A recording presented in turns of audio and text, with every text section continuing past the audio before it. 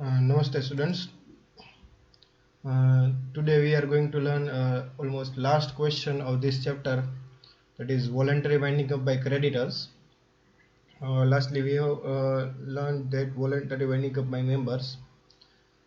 Uh, we have to make sure of meaning and procedure of the voluntary winding up by creditor as per last question, in which we have learned meaning and procedure of voluntary winding up by members. Some of the points are similar to the last question, so it is quite easy to learn the same. Let us begin. Meaning of voluntary winding up by creditors. When a company is insolvent and the directors are unable to make the declaration of solvency, what is important here is directors are unable to make the declaration of solvency. In last question, we have learned that director prepare the declaration of solvency. Here it is that directors are unable to make declaration. Why they are unable? Because company itself is insolvent. So director cannot prepare declaration of solvency. Voluntary winding up is carried out by creditors. This is called creditors voluntary winding up. I am repeating the meaning. When a company is insolvent and the directors are unable to make the declaration of solvency, voluntary winding up is carried out by creditors. This is called creditors voluntary winding up. What are the points? All the process is concerned from the point of view of creditors, while previous process is concerned from the point of view of members. So here, first, meeting of members and creditors. Here in last question there is a meeting of only members. Here it is meeting of members and creditors, because they are liable to winding up of company. Now what company will do? A company may be wound up voluntary. The notice to the creditors and members shall be sent at the same time by post. બરાબર, તો creditor અને member બેયને notice send કરવાની છે. સૌથી પહેલો point છે meeting જ્યારે થાય એમાં નોટિસ બેયને જશે, ક્રેડિટર્સને જશે, મેમ્બર્સને જશે, સેમ ટાઈમ બાય પોસ્ટ. બરાબર, આટલી વસ્તુ આવી કમ્પલસરી છે. Appointment of a chairman. One of the directors shall be appointed as a chairman to preside over the meeting of the creditors. એટલે કે શું છે, અપોઇન્ટમેન્ટ ઓફ ચેરમેનમાં one of the director shall be appointed as a chairman to preside over the meetings of creditors. એટલે કે કોઈ પણ એક ડાયરેક્ટર્સ હશે, જ્યાં મીટિંગ થશે મેમ્બર્સ અને ક્રેડિટર્સની બેની કમ્બાઇન મીટિંગ થશે, એમાં એક ડાયરેક્ટરને એઝ અ ચેરમેન અપોઇન્ટ કરવામાં આવશે. બરાબર. નેક્સ્ટ, રિઝોલ્યુશન પાસ કરવામાં આવશે એ મીટિંગની અંદર. કેવું resolution shall be passed in the meeting of the creditors. આમાં લખ્યું નથી to winding up of company. બરાબર, આ વસ્તુ લખો તો સારું લાગે. બરાબર, to winding up of company. Resolution shall be passed in the meeting of the company to winding up of company. Then after it is notice to the registrar. Notice of the resolution passed at the creditors meeting shall be given by the company to the registrar within a specific time. As per last question, it is same as notice to the resolution passed. જે કંઈ પણ resolution passed છે મીટિંગમાં, એનું જે કંઈ પણ copy છે એ ક્રેડિટર્સ મિટિંગની જે કોપી છે રિઝોલ્યુશનની, એ કંપની રજિસ્ટ્રારને સ્પેસિફિક ટાઈમમાં, અહીંયા પણ ટાઈમ પીરિયડ મેન્શન નથી કર્યો, બરાબર, પણ એ સ્પેસિફિક ટાઈમમાં એ કંપની રજિસ્ટર પાસે રજિસ્ટર થવી કમ્પલસરી છે. Notice to the registrar is very much compulsory for this process. Next is JVR notice મળશે એટલે appointment of liquidator. The members and creditors may appoint liquidators in their meeting. આ જે meeting છે એની જ વાત થાય છે, આ જ મીટિંગની વાત થાય છે. The person appointed by creditor shall carry out the winding up process.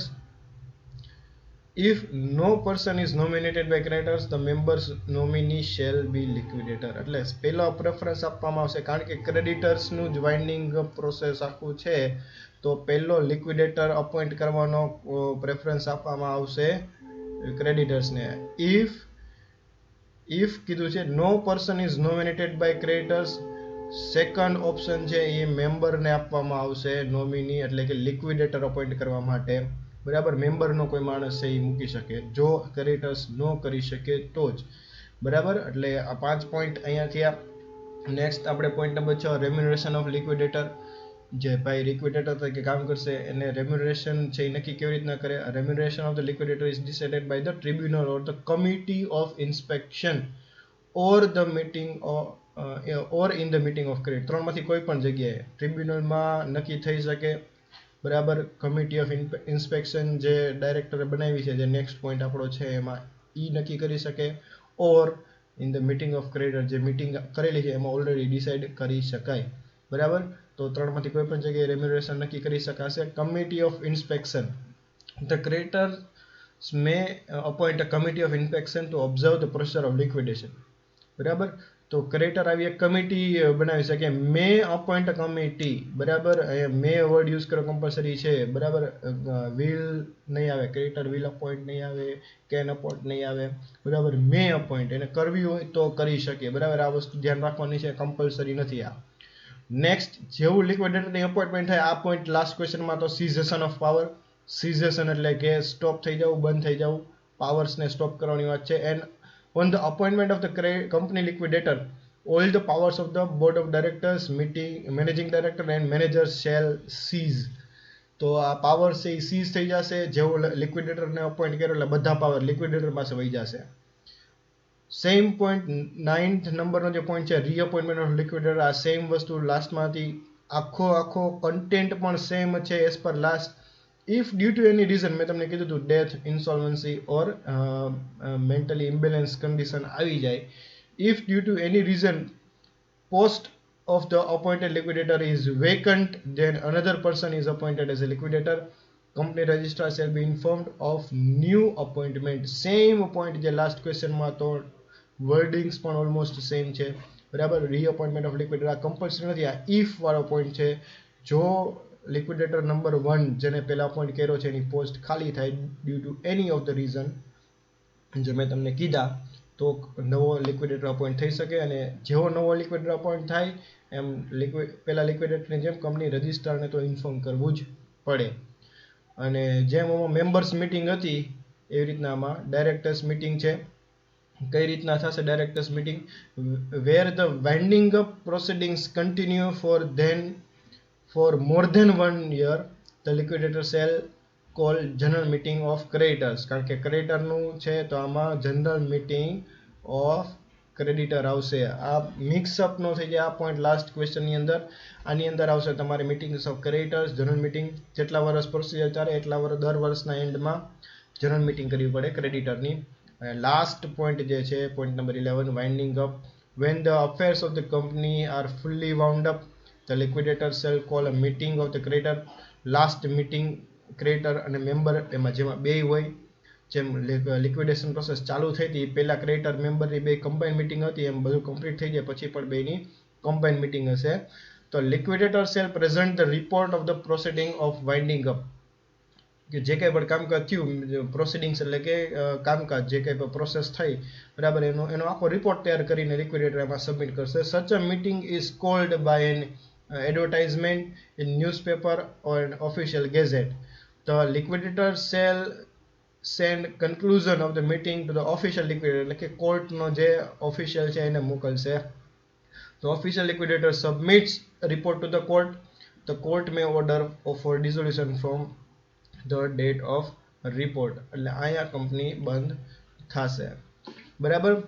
તો આ તો આપણો લાસ્ટ ક્વેશ્ચન. હજી આ ચેપ્ટરનો એક રિવિઝન લેક્ચર છે હું મૂકીશ, બરાબર. આ ચેપ્ટરની અંદર બે ક્વેશ્ચન એવા આવ્યા કે જેમાં પ્રોસેસ છે. તો પ્રોસેસ વાળા ક્વેશ્ચનમાં આપણે પોઈન્ટ્સ યાદ રાખવા પડશે ઇન સિક્વન્સ. આમાં 11 પોઈન્ટ છે તો 11 પોઈન્ટ ઇન સિક્વન્સ યાદ રાખવા પડે.